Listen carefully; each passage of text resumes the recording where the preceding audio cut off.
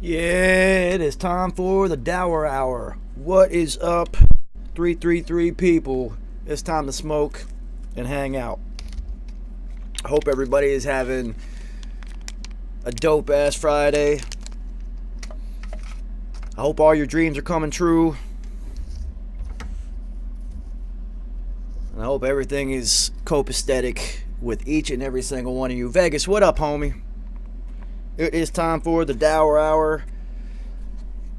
It has been a little bit more difficult than I assumed to get back into the daily YouTube habit. I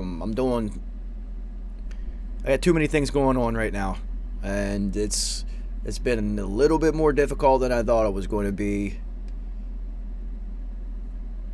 to get back in the daily habit of constantly being on YouTube. God Particle, what up, homie? It is time for the Dour Hour, so you know what that means. We're going to smoke and hang out for a little bit. Shout out to our sponsor, Cushwick Farms. And today I am definitely smoking on that Quiet Storm. We'll see if I make it through a whole blunt. I'm about to be smacked. Alejandro, what up, man? I actually have not been smoking that much. As hard as that is to believe, I've just been going through a transitional period in my professional and personal life, and it's all changing at the same time. So this is a good thing and a bad thing, depending on how you look at it. Everything is always about perspective. So, in the beginning, clearly I'm going to think that it's not the greatest thing ever, that everything has changed at once. But as the more time goes by, you begin to embrace the change and the alteration. So, a thought that I've always had and I've always implemented into my own life is change happens, whether you want it to or not. And change often most occurs when you're the least prepared for it. Think of your own life, and anytime there has been a huge change in your life, you probably didn't plan on it or see it coming. Usually forced into a life alteration. So, it is up to you to guide the change. You can't let the change guide you, because you'll end up being thrown into the universe unprepared and lost. So you just have to understand that change is going to happen. So when it begins to occur, you begin to guide the alterations that are happening in your life so that the outcome is more conducive to your own goals and your own priorities. So you just have to constantly remind yourself that change happens regardless. So you can't prepare for it. You just have to understand that it's occurring, and then try to make sure that the change happens in a way that is beneficial to you as a human being. So shout out to my homies, Emancipator. I did go out last night for the first time in forever, and some very, very, very good friends of mine were in Brooklyn last night, opening up for Thievery Corporation, of all groups, who's been around since the 90s.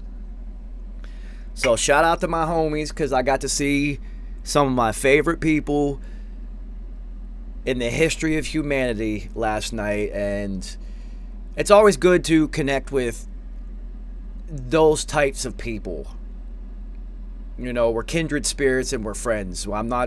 Neither of us have ever tried to get anything off of each other professionally, personally. We've just been friends since the day we met, and even though I haven't seen them in years, because they live all the way out on the West Coast and the world was shut down for a couple years and nobody was touring and there were no shows, outside of the initial embrace and being so happy to see my homies, it's like I just saw them last week. And those are the best types of relationships and friends. And it gave me a jolt of energy and a kick in the ass, proverbially, to stop fucking bitching about all the things that are changing in my life and acting like I'm helpless and just sitting here treading water. But that's a normal human reaction. It's a normal human emotion when great alterations occur. You're going to feel helpless and lost a little bit. And it's okay. It's okay. You know, they always say the people around you, you can judge who you are and whatnot by the people that you keep closest around you. So it's not necessarily that you keep them close around you, but, you know, keep positive and good people in your life and in your hemisphere. It's very important. I'm not saying that. I always dislike when they're like, oh, you know, you see somebody like Puffy, or, you know, people who only care about monetary gains and, you know, social positions and financial positions and things like that. Will always say, well, if they're not helping me get money, then they're out of my life. Well, those aren't friends. Those are business associates. So it's like, if you have this mindset of, well, if they're not, you know, they're not motivating me or helping me get money, or we're not getting it, then, you know, they can't be in my life. Well, I don't know how many friends you're going to have. Like, how many real solid relationships are you going to form when you're only looking for people to help you advance your own individual desires and dreams and whatnot? I mean, I might be completely wrong. I could be completely off of my fucking rocker and have misconstrued humanity completely. I could possibly be completely wrong about all of this, but I've just always had the notion of there's going to be people in your life that are there just because they're good people, and because you have similar mindsets and not necessarily similar goals and whatnot. I mean, if you're only keeping people around to motivate you for financial gain and whatnot, I think that's terrible.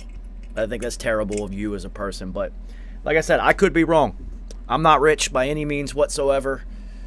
I am metaphysically successful. I am not financially successful in other people's eyes because I really don't care about money on the level that most people do.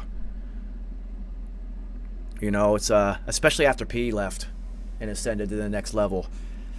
Your priorities really change after that because, you know, what's the point? What's the point?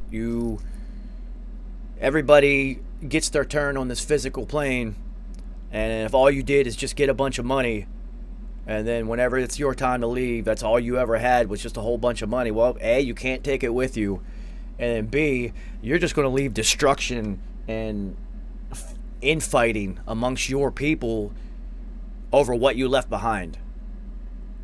I have yet to see an estate handled properly. Whether it's, you know, an artist, financial planners, just family members, friends who have had people pass, even if there's paper trails and wills and declarations of intention and all these things, it does not matter when that person isn't here anymore. It is just a free-for-all for what they left behind. And it's never good. I've never seen it turn out in a positive manner ever. So I always thought, you know, what's the point of all that? What's the absolute and total point of any of that? It's not going to positively impact anybody's existence.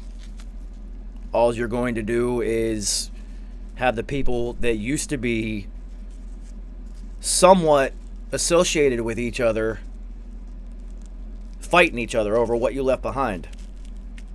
And usually, especially when the glue goes, if it's the glue that held everybody together, it is, you can't expect it to be the same. Because it's not going to be. You can't expect it to go the way anybody wanted it to. Because now you have people making decisions. Dank, what up, homie? That, their decisions are going to be based on their own self-interest. And not necessarily trying to ensure that the party that was involved self-interest or interests, desires, and whatnot are taken care of or met. Dank, how have you been? It's been a while.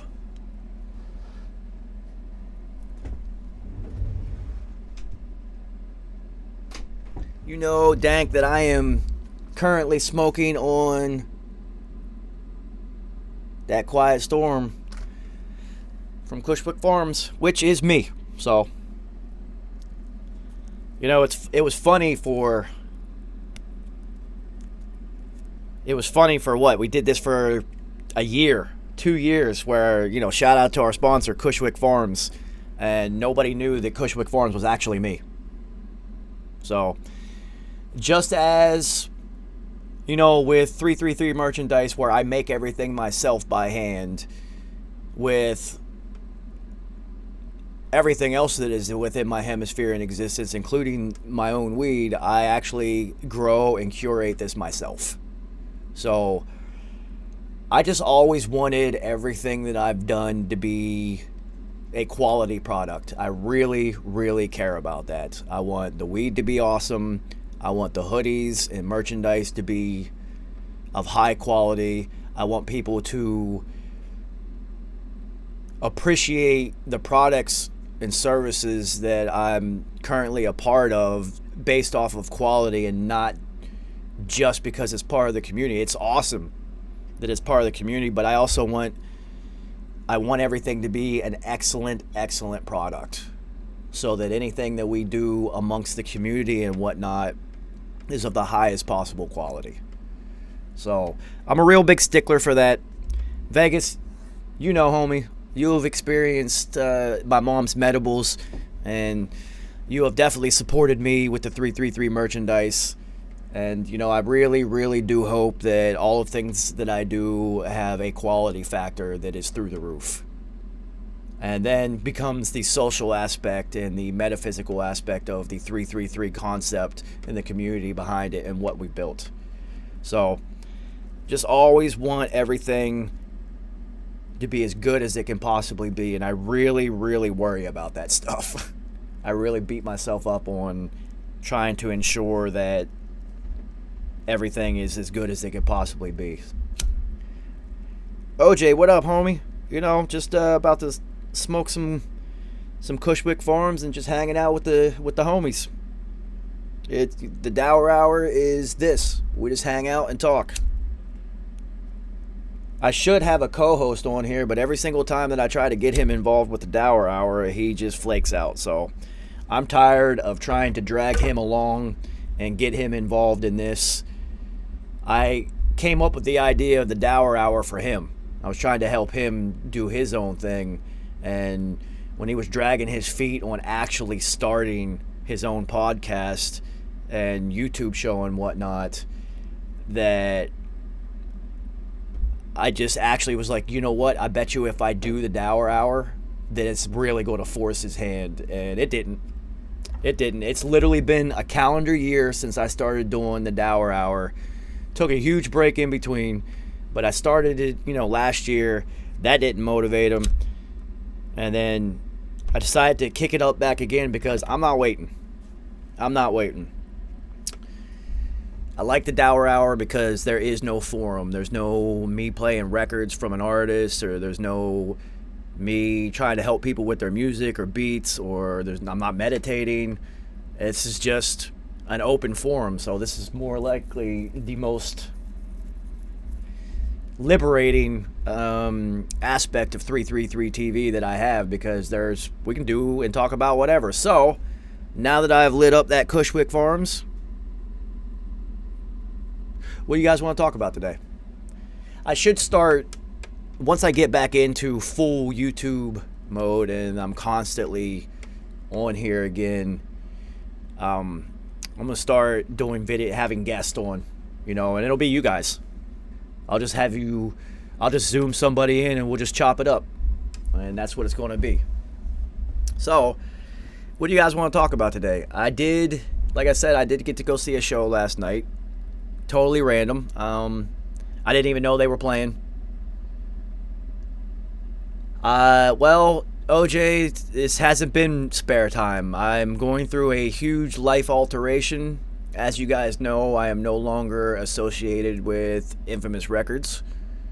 I have stepped away so that I could fully focus my energy, creativity, and intent on 333 music.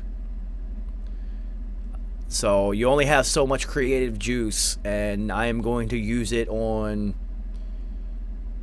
what I've been working on without restriction, instead of having to deal with record labels and having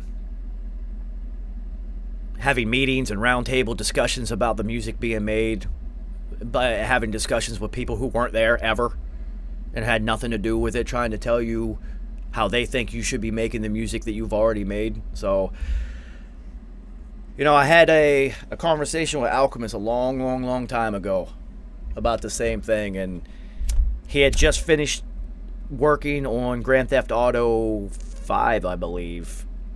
And just the music on the radio station and when you drive the car and the music beds that he was working on, he told me, he was like, you know what, Joe, I'm never going to do that type of work again. Not that it wasn't fulfilling and it wasn't fun in some way and financially viable. It's just, whenever you're creating something and then you have a whole room full of people who don't create trying to tell you how to create things, it's really stressful. So I never forgot that when he told me. He was just like, I'm never doing that again. And from that experiences, he spawned ALC Records, and he has his own boutique record label where what he called it's more like a microbrewery, where they're just making specialty rap projects with the people that he wants to, and then he gets to release everything himself, control every aspect of it and whatnot. And trust me, I fully understand why he made that decision. And plus, he's got the history and the ability to have a massive audience on his own, because he's Alchemist. This is the greatest producer who's ever lived. I've always said that, and I will always say that. Is when it comes to rap records, there will never be anybody better than Alchemist. I do not care. Is it a matter of personal opinion? Of course it is. Do I have any bias towards it because I've known Alchemist for a very long time, and we have been in the same circle, the same rap circles for most of my career and whatnot? No, that has absolutely nothing to do with it. I've always thought he is the greatest who's ever done this, and I will always think that. I've had other people laugh at me in my face in the music industry and be like, what, are you fucking kidding, Alchemist? Are you, like, you don't have no hit records? I'm just like, who cares about a fucking hit record? If you're basing your opinion off of numbers, then Soulja Boy is a Hall of Famer. So what are we really fucking talking about? Numbers can be created and manipulated, and it's all about marketing campaigns and strategies and budgets and marketing budgets and connections. Do you know the people who create and curate these playlists? If you have a connection to the proper people, then you can ensure that a record that you made or a song that you made makes it to the playlists that matter. Because if you don't, you're not getting on those playlists. Unless you've caught lightning in a bottle and really crafted yourself a special record, then it's going to have a life of its own and legs on its own. But the oversaturation of the music industry is a real thing. There are over 1 billion songs in the iTunes library that have never been clicked once. And if you think about the sheer number of that, how in the world can you get your art that you've created to stand out amongst a billion others that have never even been clicked, let alone purchased? So, I always say, it's like, how do you find a drop of water in the ocean? Well, the only way to attract sharks is to make sure that there's blood in that drop of water, and then you're going to attract some attention. And what I mean that is, you got to really put your own blood into whatever it is you're creating, your own life force and your own energy force, and then just put it out into the world and hope that the world reacts in a manner in which you see conducive to your plans and your goals. I think the worst thing that you can do, and I've made this mistake numerous times, is sit on something because you think that, oh, the right person needs to hear this, like a beat or something. Oh, I need to get this beat to somebody. It needs to go to this artist. Well, yeah, that's a great idea, but that's not how this game works. So especially even if you have like a network of artists that you can send your beats to and whatnot, is what you created what they're trying to make? Like, is that the sound that they were particularly looking for in this entire scenario? Because if it's not, then it doesn't matter how good the beat is. It doesn't matter at all, because they're trying to craft, the project has a feel and a sound, and the artist has a vision. And it's not, you might not necessarily, whatever you've created might not be in alignment with their vision and whatnot. So you have to look at it in that aspect so that you don't get so disappointed because people aren't using your beats, or you sent them a folder of beats to an artist and they weren't feeling any of them. In 3 days, they might go listen to that entire playlist and folder again, and then something might catch them. But at that moment when they opened it and listened to things, there might not be anything that caught their attention for what they're looking for exactly. I really, really wanted to land on Cormega's album, his last album. I really wanted to have a hand in that.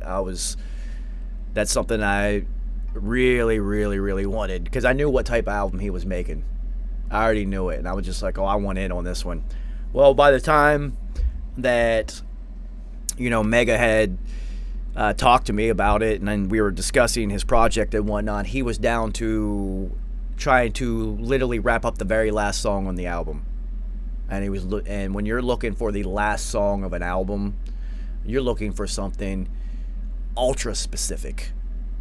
And you can't be disappointed at all if you didn't provide the specifics that they were looking for, because it is a very, very specific piece that they're looking for.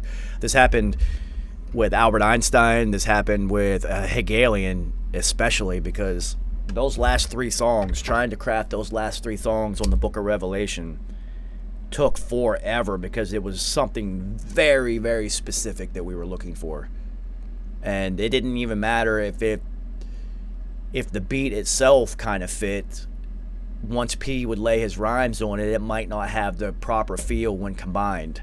And, he'd be like, oh, we got to find a different beat for this. Like, he would know that the words and the lyrics to the record were already a piece to the puzzle. It was just a matter of finding the right foundation for it, the right beat, the right music, so that it fits within the construct of the rest of the project. So it's really interesting.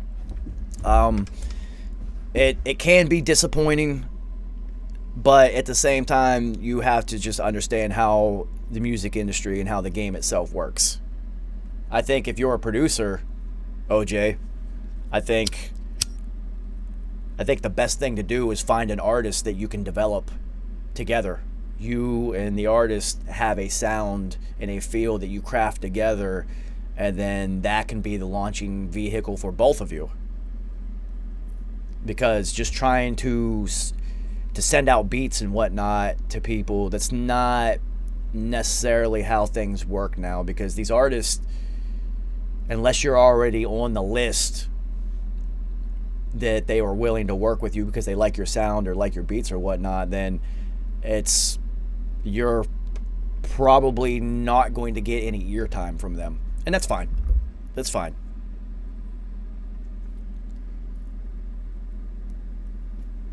So that's my soliloquy on the music industry and sending out beats. So it is a daunting field and a daunting task to try to land records. And even when you do, there's just the music industry aspect behind it, like the legal and financial aspects of everything that are always a headache. So it's tough being a creator, because we're here to create. We create art, we create music, and that's what our passion is, and that's what our focus is. When the rest of the music industry, their entire focus is numbers. and profitability. So it's a clash of intentions, really. You have an entire arm of things where they just worry about numbers and profit, and then all of the creators worry about their art.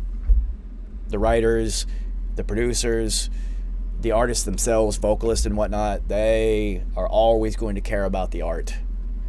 I suppose the same thing is happening right now with this AI art generator that has been really upsetting the visual art community, because you can feed any artist style and all of their work into this AI generator, and then it can basically just steal their style and then craft your own artwork in that artist's style without you even have to deal with the artists themselves. And that's just the evolution of technology. It's really weird because this whole AI thing, you wonder when we get to the point where AI is going to make music. I mean, I'm sure there are AI generators that already make music, but I'm like real music, like what you wouldn't know it was AI. I know there was that AI rapper, but that wasn't an AI rapper.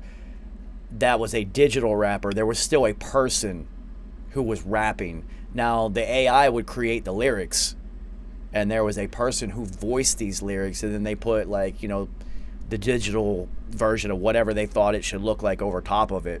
So there was somebody, a human voice still behind it doing the performances.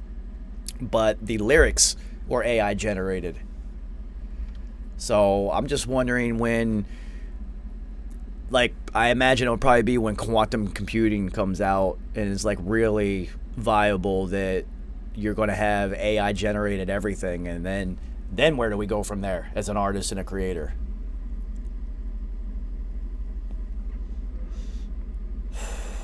It's really interesting and scary and terrifying at the same time, because, you know, you could embrace it and try to find a way. Dubstep is kind of like that.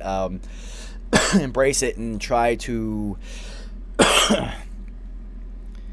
implement it into your regiment and whatnot, or, you know, you're going to be forced to compete against it. And the competition level is already completely through the roof in every aspect of life. 8 billion people on the planet. There's competition for everything. There are millions of people vying for every dollar, every position, every job, every title, everything. And it is truly a jungle, and you must be able to navigate this jungle in order to survive. You know, that's why when people get to a certain point of their artistic career, eventually you're just like, you know what, I'm good. I am good. I have done enough. I have created enough. I've been through it. It's time to go do something else. So Larry Bird, what up, homie? One aspect of the show that I went to last night that I thought was amazing was it was an adult crowd, because Thievery Corporation has been around since the 90s. So it was more of an adult crowd, and there might have been 5 to 10 phones up in the air at any given time, which is absolutely minuscule for a live show. Most people are watching the show through their phone for some reason, instead of actually absorbing the energy and the information and the art. This crowd last night everybody was watching the show. Everyone was locked in, and I thought that was absolutely amazing. Now, this is my first show that I've gone to in years, actually, so I don't know if this is a residual effect of the coronavirus and the shutdowns and everything, then people are more apt to want to experience and enjoy it now, or if it was just an older crowd that was into the show. You know, because when the majority of this crowd that was in there, when they were going to shows as teenagers and college students and whatnot, there weren't cell phones. So you weren't filming the show. Nobody was like bringing a camcorder and film. You couldn't. You know, so I just always found it interesting when people watch a show through their phone. because nobody's going to watch your video and you're not going to go back and watch your video. I think it's the exact same concept of when people film fireworks displays. What the fuck are you watching this fireworks display through your phone for? No one's going to watch this shit. We've all seen fireworks before. Nobody's going to watch this. You're not going to watch it. So in lieu of doing that, just experience it.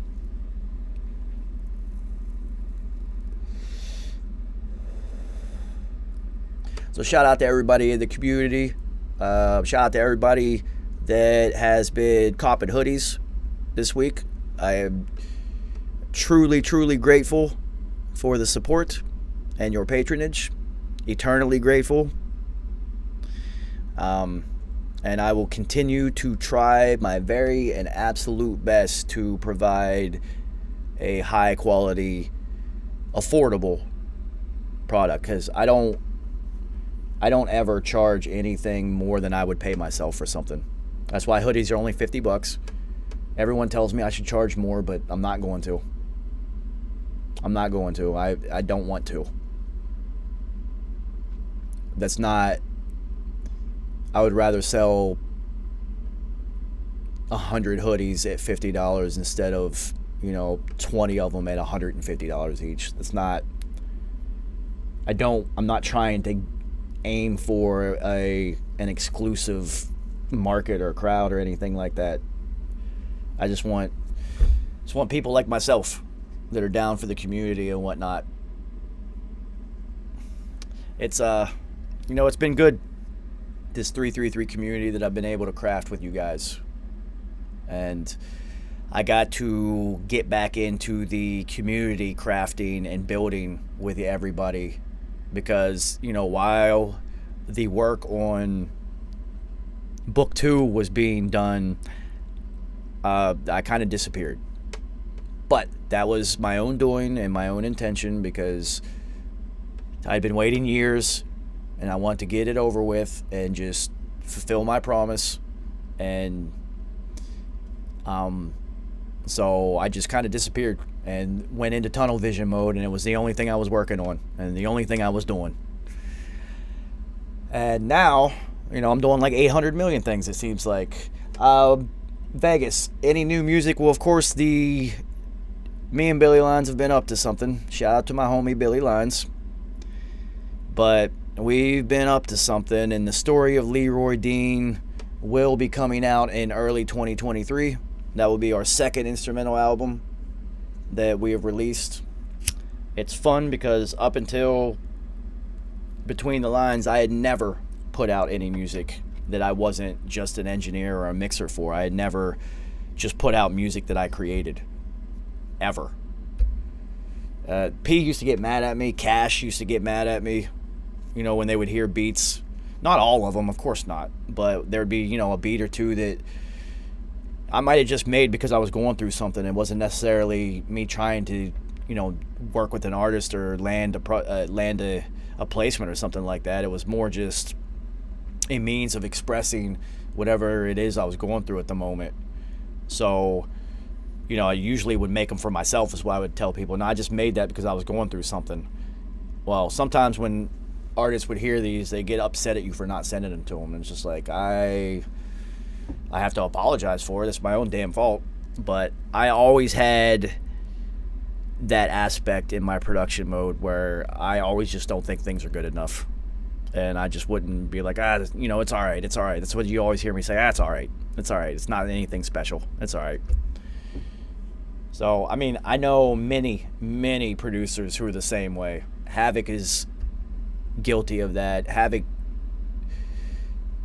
is his own harshest critic by far. He doesn't like anything he made. And I can feel him, because I'll sit there and be like, yo, these are all incredible. What are you talking about? And, I'm the same way, though. It's fun and special every once in a while. You will catch lightning in a bottle where you did something dope. And it's not even just because you did it. It's just like, oh, this one's really fucking good. I have that feeling and that sense with some of the beats on the story of Leroy Dean. Some of those, there's a couple that are very special. It has nothing to do with the fact that me and Billy Lines made it. They're just really, really really exceptional. Well, they are on Spotify Vegas. Larry Bird, P did make beats. So, everybody knows the story behind Genesis. P made that beat. There's a couple beats on HNIC that P made. So, if you read P's book and whatnot, or had listened to his story, he started out by making beats because if his sickle cell as a kid, he couldn't do a whole lot. So, his mom had gotten him a bunch of studio equipment so that he could have something to do while he's stuck inside, because he couldn't play sports. He couldn't do any of that stuff as a kid. So he actually started out making beats, and Havoc was the one who was writing the rhymes. And Havoc actually helped P craft his rhyme style and kind of showed him how to rap. And then P was just like, yeah, I make beats, and kind of showed Hav, it's how you make beats. And they kind of just switched their positions and took off running and are legendary now. Speaking of them being legendary, the Rock and Roll Hall of Fame induction just did occur. And every time I see a new class enter, like Eminem went in, and every time there's a rapper, it kind of gives me a little bit of a sense of contentment, because I know at some point in some time, P and Hav are going to be put in the Rock and Roll Hall of Fame, as they should be. And I know it's going to happen eventually. So it's like every single year that they introduce another class, I just think to myself, it's 1 year closer. I don't know when it's going to happen, but it will happen.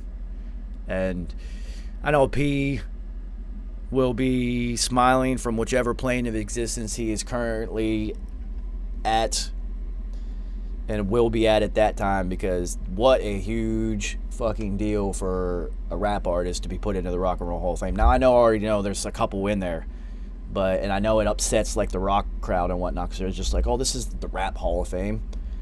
So, shout out to Eminem, totally deserving, going into the Rock and Roll Hall of Fame. I think Dolly Parton got inducted also.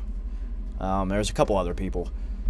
So, what an interesting mix of artists to be going in there. Dolly Parton and Eminem at the same time. It shows you the depth of types of artists and genres of music that get into the Rock and Roll Hall of Fame now. So, really interesting. Really interesting. I know every single class we are one step closer to P being enshrined, and that's fucking awesome. That's incredible. I cannot wait to see it happen. It will be totally deserving. Him and Hav both deserve it. Legendary. So, hanging out with the artist from the show last night, and we were just talking about our old past and life and whatnot.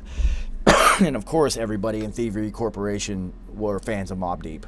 So they were all flipping out like, oh, fuck, I love Mobb Deep. I'm just like, I know, everybody from Mobb Deep still has appeal. It's odd the crowds of people that gravitate towards Mobb Deep, considering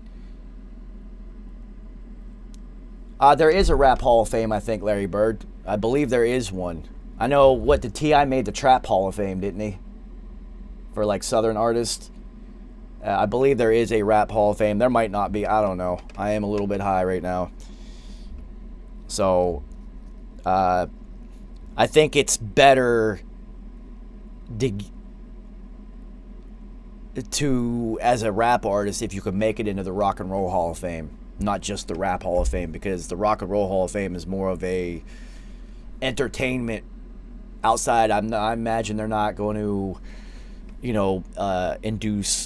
induct country artists. They have their own, the CMT and all that. But as a rapper, if you can get into that one, then you have really, really had an impact on the culture. Well, young people know who they are, especially the skateboarders and the snowboarders. Snowboarders love Mobb Deep. Always have. There was a while, because P had his skateboard company. And when I saw that he had skate decks coming out, I was like, dude, you should get into snowboard gear and stuff and like have a snowboard, because I never met a snowboarder that didn't listen to Mobb Deep. You know, the energy that you got going down the mountain and whatnot, there's a certain type of music that you need when you're playing, like when you're riding. It's not gonna be like classical or laid back or anything like that. I don't imagine that you would want to listen. Now listen, Devin the Dude is one of my favorite artists of all time, hands down, but if I'm snowboarding, I'm not gonna be listening to Devin. That's not the right mood and not the right mindset to be going down the mountain, risking personal injury and whatnot. You need the adrenaline pumping and the energy and whatnot, and you know, survival of the fittest and shook ones and stuff like that is perfect. Plus, it's also the right tempo. It's not too fast. It's not too slow. It just really fits that whole aspect of extreme sports. Yeah, Juice. Yeah, that's one thing I never got my hands on. Was one of the. Well, I mean, I don't skate,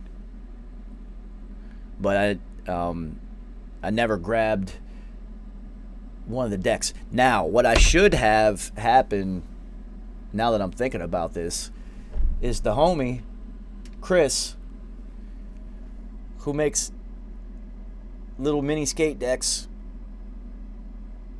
He makes these all by hand, his own. That little whatever. I don't do any of this stuff, but when I saw that he had made a Book of Revelation, when I was like, dude, I need one immediately. I should have him make a mini version of P's skate deck. So I need to reach out to him and commission that, so at least I can have the little mini one.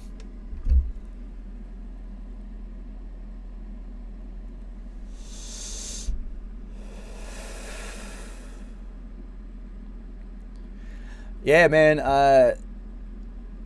Chris really bodied it with these. What is this? Finger skating or whatever they call fingerboarding or whatever. He really bodied it with this deck, and you can hit him up on Instagram. It's Creek Decks, I think, if my memory serves me correct. And I mean, this is hilarious because this is literally just a miniaturized skate deck. Like, it's got the tape and the trucks and everything is just. It's like a skateboard for squirrels or something. Tell you a crazy story. All right, I told this story last night to some people. So,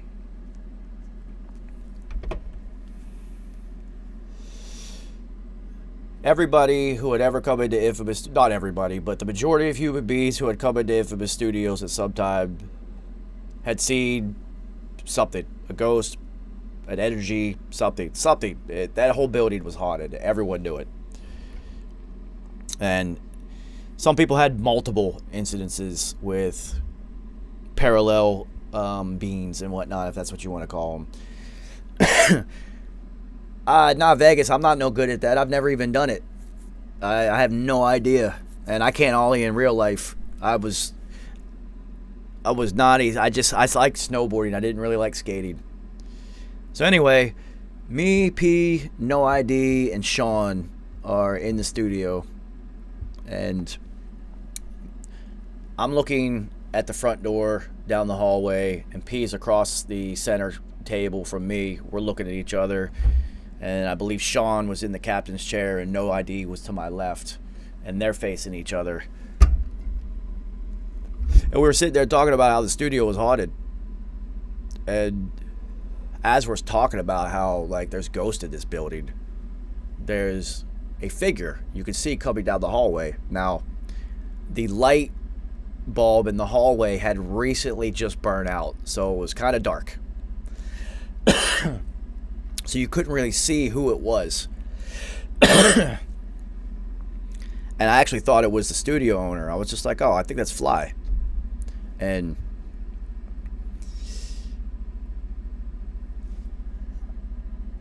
out of nowhere, well, not out of nowhere, but just all of a sudden, this black shadow, that's all it was, walks into the studio right beside me and P.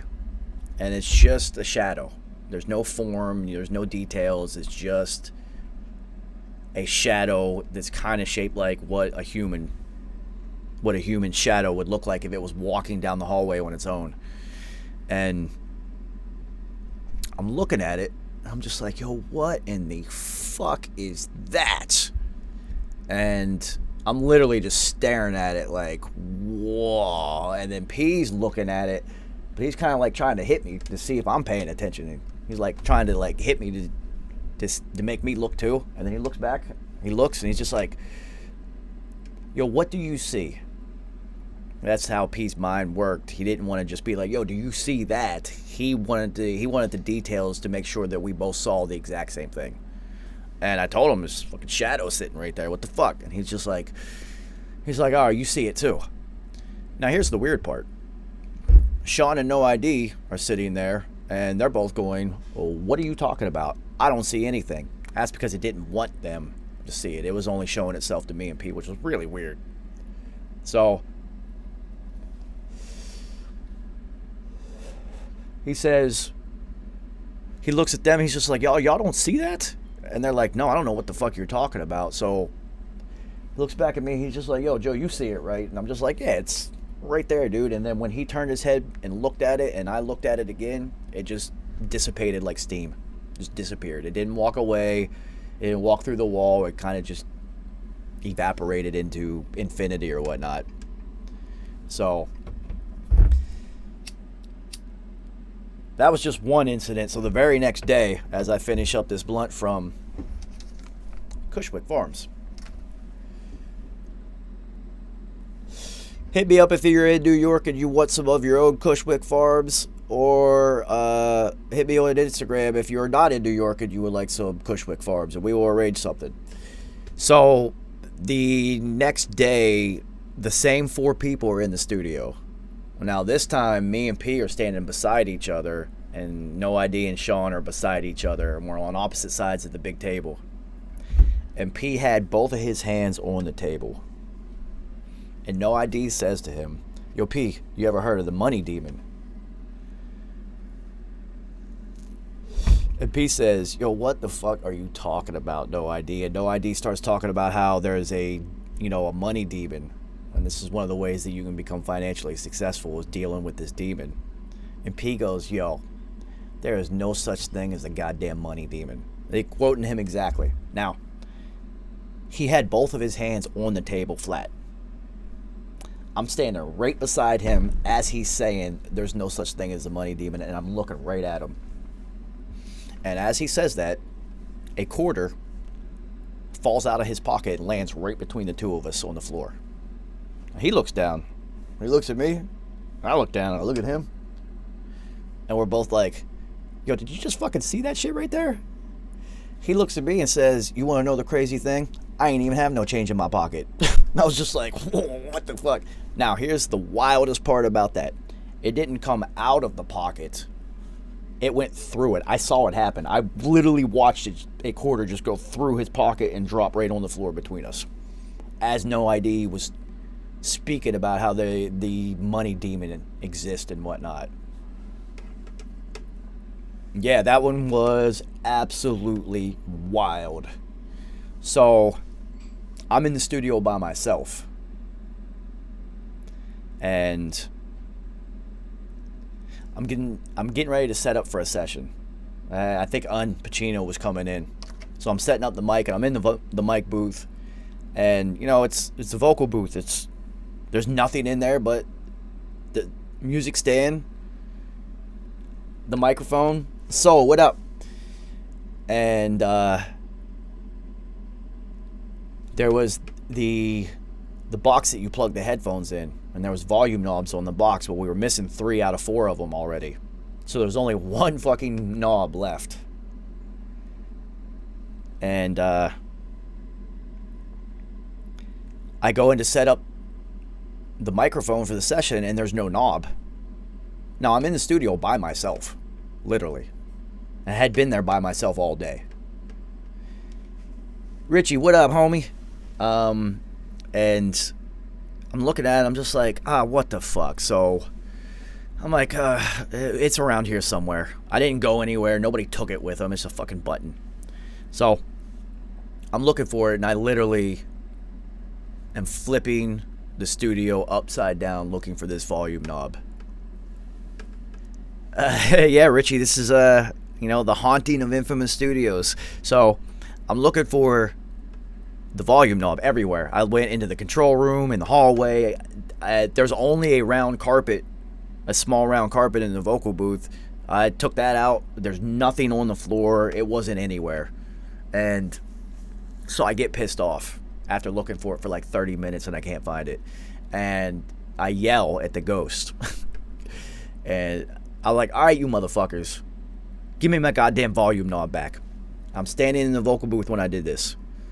And I took one step backwards and I stepped on the fucking on the knob I was looking for. Now, you think I didn't look on the floor in that 40 minutes that I was looking for that? You think I never checked the floor of the vocal booth for the knob that was in the vocal booth? Of course I did. When I yelled and was just like, you motherfuckers,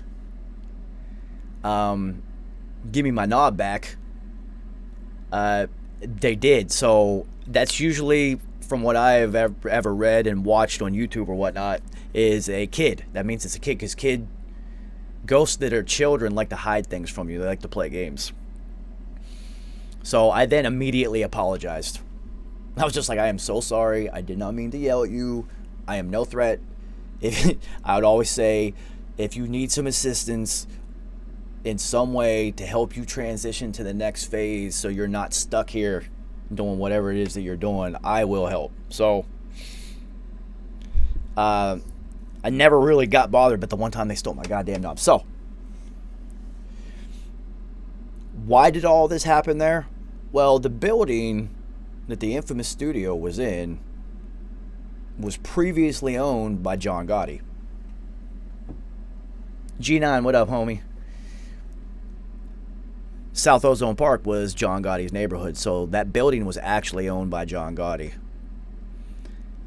And after he gets arrested and whatnot, and it ended up in the new owner's hands, and then they decide they're going to build a recording studio in there and all this stuff. They went into the basement, and when you went down the steps to get to the basement, you could turn right and go underneath the whole rest of the studio and everything, and there was nothing left. You could not go left. But what they found was there was a hidden door that was only like 3 feet by 3 feet or something. And when they opened that door and went, it was a hidden room, a hidden subterranean room. And in that room were 4 industrial sinks and a giant drain in the middle of the floor, and that was it. Nothing else. And I was just like, they were definitely cutting up bodies in that building. There's no doubt in my mind that they were doing some foul shit to human beings in that building, because constant paranormal activity, like constant in that building. It was definitely a very, very, very wild experience. So many people saw things there. So many. And, after we had left, a long time after we had left, the studio actually had caught fire and burned down. And I was actually driving through Ozone Park to go visit somebody, and there was construction. They were turning what used to be the studio into an office building. And I actually just parked and walked right into the middle of all the construction people and looked at everybody and was just like, you are never going to believe what used to go on in this building. I wasn't even just talking about the Mobb Deep factor, the fact that that was the home of Mobb Deep for a very, very, very long time. So all of the crazy rap stories and Mobb Deep stories and the things that happened creatively and the history that was made there and the artist and that had come in and was in those walls, just absolutely nuts. So I wasn't even talking about that aspect. In my mind, I'm just like, yo, you guys probably have no idea that this was like John Gotti's building and they used to do terrible things here. And then later on in existence, then mob music is made there. Like a lot of it. Like a lot of Mobb Deep music was made there. Years and years and years and years and years. Hundreds upon hundreds and hundreds of songs. You know, it makes you kind of wonder if the paranormal influence and the activity within the walls of that building, the energy, the type of energy was there, if it had any effect on the music that was, like the type of music, the style of music and that was created there. I would have to go back and listen to literally everything and pre-Infamous Studio and then like during the Infamous Studio run to see how it changed. Now it's going to naturally evolve through time and experience, but if there was a noticeable shift in the feel and possible subject matters once the creation was happening inside this parallel universe that was Infamous Studios. I have absolutely no idea. I never really actually thought about that until we just had this conversation.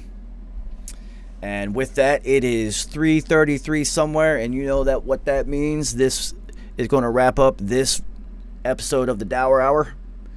I didn't know we were going down this alley today. That is for sure. That is for sure. But all of these stories about the Infamous Studios and all of the wild insanity that did occur while I was around. I can't really speak too much on the experience before I got involved, but since once I got there and all the things that I experienced myself are 100% going to be in the book that I write about this whole 20-year journey that I went on. Because P made me promise to write a book about this because he said there's no way people are going to believe this shit actually happened. And sometimes I don't even believe it happened. But it did, and I am eternally grateful, and I'm also eternally grateful for each and every single one of you guys. So, I will see you possibly tomorrow morning for morning meditation if I can shake off the cobwebs and get myself back into full metaphysical mode, full manifestation mode. We are creators, we must create. And shout out to everybody who has hit me up for 333 merch. All hoodies are $50. They always are and always will be. It is Christmas, so, you know, buy somebody a hoodie. I am adding as many bonuses as I possibly can into every single hoodie purchase right now. There's magazines and stickers and magnets, and I am just throwing in as many add-ons as I can to show you anybody who does, you know, support me and what I do, how grateful that I am for the support. So, I will see you guys next time. Stay dope. Be good to each other. And 333.